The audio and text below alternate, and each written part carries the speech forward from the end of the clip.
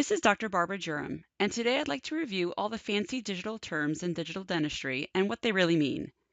Part of what may be intimidating when entering the world of digital dentistry is the fact that you have to learn an entirely new language.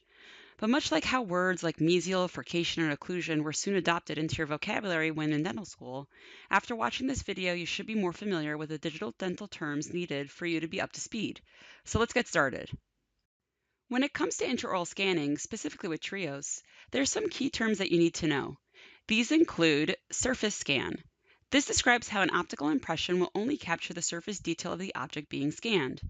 It's an important distinction from something like a cone beam scan, which captures information of the structures below the scan surface. Preparation scan. This is a great scan that should always be captured if possible. It is essentially a digital reference scan that is made prior to initiating treatment. We often make this scan while the patient is being anesthetized.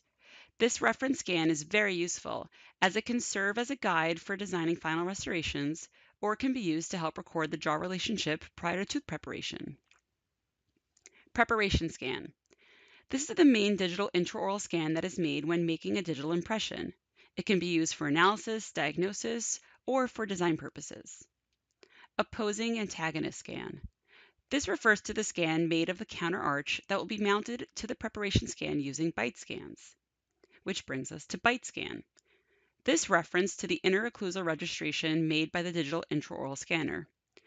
The most common workflow is conformative, and so most often the bite scan will record the maximum intercuspal position.